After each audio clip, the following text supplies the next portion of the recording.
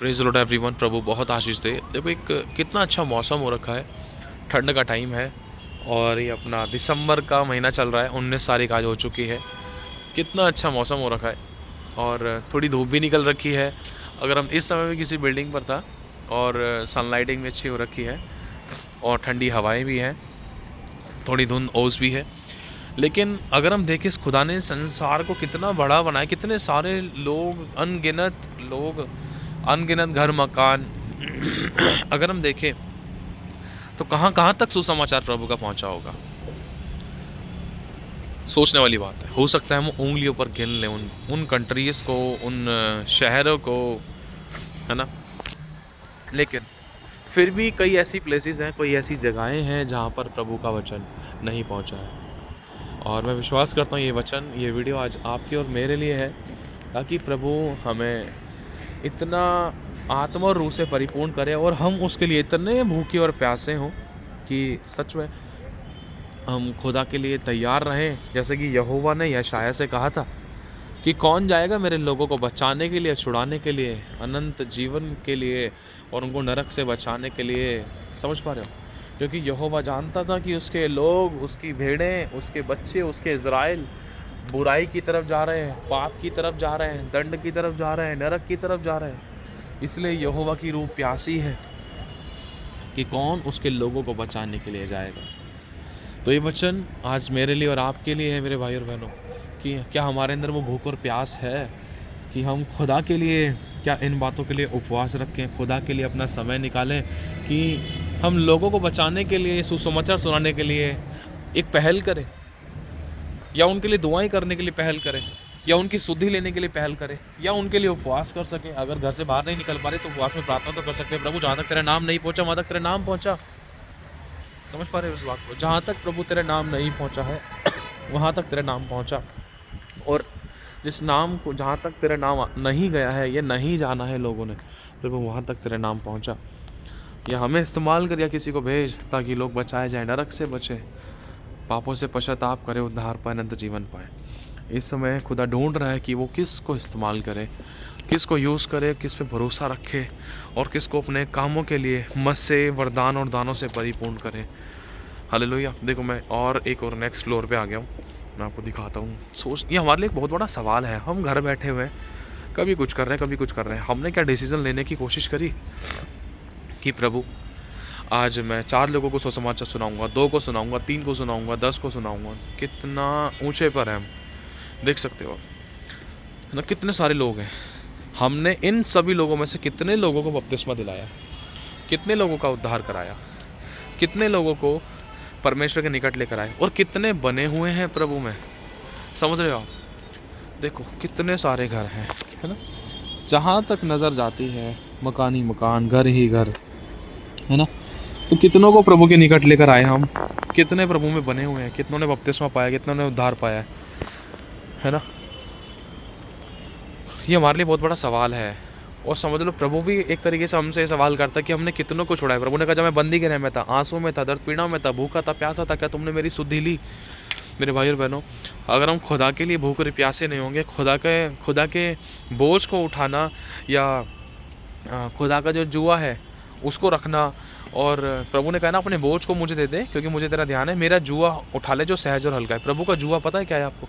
प्रभु का जुआ उसकी कलीसियाओं की शुद्धि लेना और उसके लोगों को छुड़ाना, उसके लोगों को बचाना, उद्धार का सुसमाचार प्रचार करना, लोगों को नरक से बचाने के लिए पहल करना, अनंत जीवन के लिए उनको प्रभु के निकट लेकर आना। और हमने कितनी बार ऐसा किया है? 1 दिन, 2 दिन, या हो सकता है 1-2 दिन भी नहीं किया। तो ये वचन, ये वीडियो हमारे लिए है। चाहे हमने 2-3 दिन किया है, लेकिन फिर भी परमेश्वर आज हमसे ये चाहता है कि हम लोगों को बचाएं। सोच कर देखो, अगर अब प्रभु तुरंत, यीशु मसीह प्रभु इसी समय, इसी क्षण आ जाए, तो सोच कर देखो कितने सारे लोग प्रभु को तो जानते ही नहीं है बेचारे, उनका क्या होगा। लेकिन आप और मैं धन्य हैं कि हम प्रभु के नाम को जानते हैं। देखो कितने, ये तो सिर्फ एक छोटा सा पार्ट है। मैं तो एक, समझ लो, मिट्टी जैसी एक बिल्डिंग के ऊपर, मैं उसके ऊपर एक छोटा सा व्यक्ति इस पूरे मतलब छोटे से पार्ट की वीडियो बना रहा हूँ। लेकिन प्रभु कितनी रूहों के लिए रोता है, कितना भूखा और प्यासा होगा अपने लोगों को बचाने के लिए। इसी घड़ी कोई बीमारी, कोई परेशानी, कोई तकलीफ, कोई समस्या, कोई गर्जे, कोई गरीबी, कोई घटी, कोई लड़ाई दंगा, कुछ ना कुछ इंसान जूझ रहा था। लेकिन आप और मैं धन्य हैं कि इस समय परमेश्वर ने हमें चुना है कि हम जाएं, बचाएं, क्योंकि हम भी जब समस्या परेशानी में थे तो प्रभु ने हमारे पास भी किसी को भेजा, है ना। और ये परमेश्वर की बहुत बड़ी दया है कि आप और मैं प्रभु के वचन में आए हुए हैं। हमें भी, हमारे बड़ों को भी किसी ने प्रभु के बारे में बताया होगा और उन लोगों ने हमारे लिए दुआएं की होगी, तब हम प्रभु में आज फलवंत हो सके हैं या बने रहे हैं। हमारे लिए भी दुआएं हुई हैं, तो आज आपकी दुआओं की इन लोगों को ज़रूरत है। आपके घर परिवार, अड़ोसी पड़ोसी को देखो, अपनी फैमिलीज़ को देखो, वो लोग नहीं जानते खुदा को, भले ही वो चाहे कितने भी कट्टर थे, कितने भी भले थे, लेकिन बात यह है सारी कि वो प्रभु को नहीं जानते। हमने उनके लिए क्या किया है, हमने खुदा के लिए क्या किया है, हम कितने भूखे और प्यासे खुदा के लिए। कौन बचाएगा इन लोगों को, कौन छुड़ाएगा इन लोगों को। आप नहीं जाओगे तो कौन चाहेगा, आप नहीं बचाओगे तो कौन बचाएगा, आप उद्धार का सुसमाचार नहीं पहुँचाओगे तो कौन पहुँचाएगा। जब यीशु इस धरती पर, जब उसने अपनी सेवा शुरू की, पता है वो ही गली गली, गांव गांव, देश देश में जाकर, शहर शहर में जाकर सुसमाचार प्रचार करता था।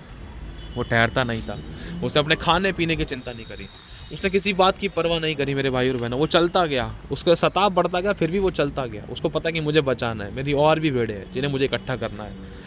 मेरे भाई और बहनों, यहाँ बहुत सारे लोग देखें ना, हर घर में कहीं ना कहीं, बहुत, मैं गलत अंगीकार नहीं करना चाहता, लेकिन हम सब जानते हैं जब हमारी ज़िंदगी में भी प्रभु यीशु नहीं था, उस समय हमारी ज़िंदगी कितनी बर्बाद सी थी।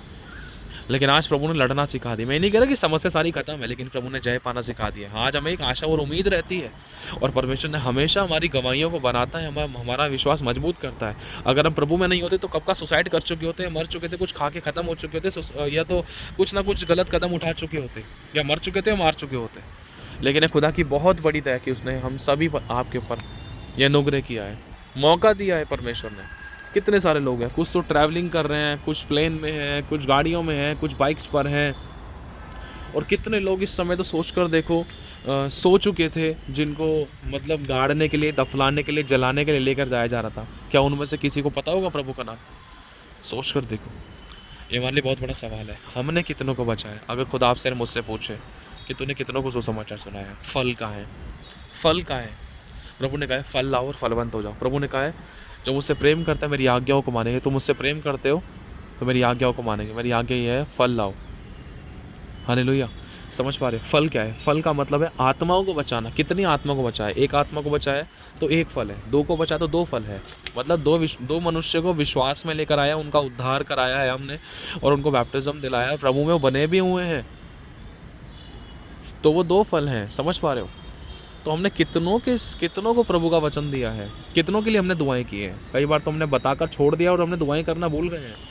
तो ये हमारा फ़र्ज़ है, हमारी जिम्मेदारी है। खुदा ने आपके और मुझ पर भरोसा किया है। सोच कर देखो, अगर अभी इसी 5 मिनट के अंदर यीशु मसीह आ जाए तो क्या हो सकता था इस संसार का, क्या हाल हो सकता था।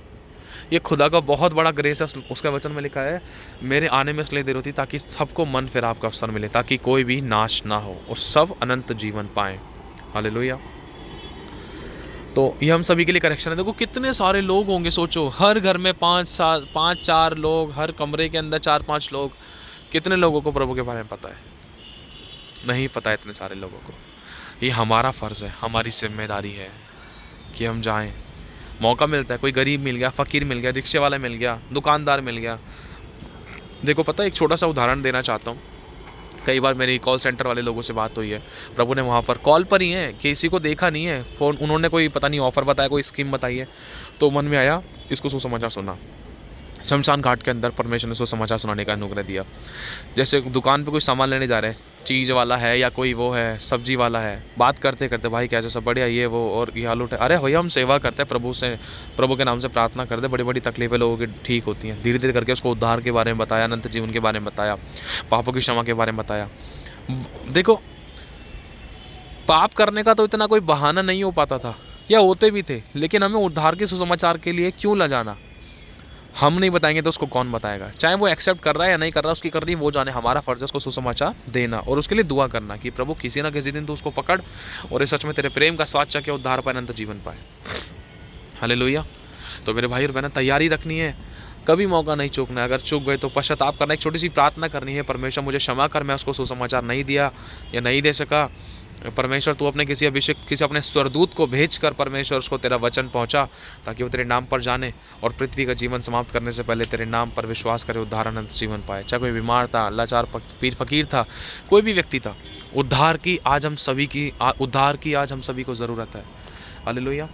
तो मेरे भाई और बहनों, हमें कदम उठाना है। अगर जो घर से बाहर नहीं निकल पा रहे तो वो दुआ तो कर सकते हैं उपवास में, परमेश्वर के लोगों के लिए प्रार्थना तो कर सकते हैं कि जो लोग सुसमाचार सुना रहे हैं उनके द्वारा ऐसा अभिषेक भाई कि सब विश्वास करें, उद्धार पर अनंत काल का जीवन पाए। हालेलुया। तो मेरे भाई और बहनों, अभी के लिए फ़िलहाल इतना ही। ये हम सभी की करेक्शन है। हमें करना क्या है, प्रभु हमसे चाहता है कि हम जाएँ, सुसमाचार सुनाएं। रिक्शे वाले को आना जाना होता है, बस में किसी भी व्यक्ति, कोई लाचार बीमार परेशान दिख रहा है, उसके पास बैठें, जाएँ, बातचीत करें, तभी तो हमें पता चलेगा।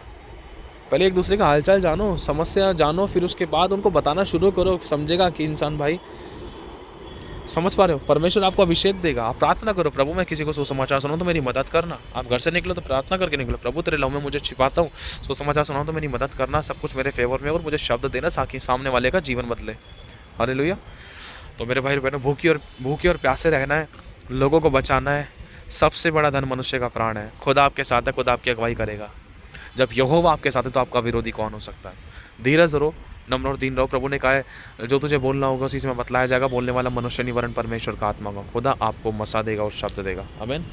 प्रभु सभी को आशीष दे, आप सभी को जय मसीह। नहीं हुआ तो कोशिश करें, जहाँ मौका मिलता है मौके को मत चुके। पता है प्रभु के बारे में, एक्सेप्ट कर रहा है सामने वाला, नहीं कर रहा, बहस ना करें, चुप लगाकर नम्र दीनता से बताएं, प्रभु की महिमा बताएं कि प्रभु यीशु परमेश्वर है, वही उद्धार करता है, वही नरक से बचा सकता है, वही पापों को क्षमा कर सकता है, वही अनंत जीवन दे सकता है। और बताएं कि उसके नाम से बड़े बड़े काम होते हैं। अब अगर आप अपनी ज़िंदगी में किसी भी समस्या में थे, कोई समाधान नहीं निकला, आप अकेले में प्रभु से प्रार्थना करना, हे प्रभु यीशु मसीह तू सच्चा है, तो मेरी ज़िंदगी में इस समस्या का समाधान कर। प्रभु आपकी ज़िंदगी में करके दिखाएगा। आप ऐसे लोगों को बतला सकते हो ताकि वो कभी अपने दुख में प्रभु को याद तो करें।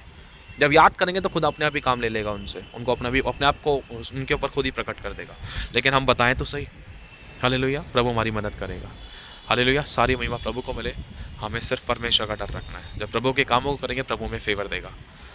छोटी सी प्रार्थना करके शुरुआत कर सकते हो। God bless you so much. प्रभु सभी को आशीष दे। ये साल खत्म होने पर है।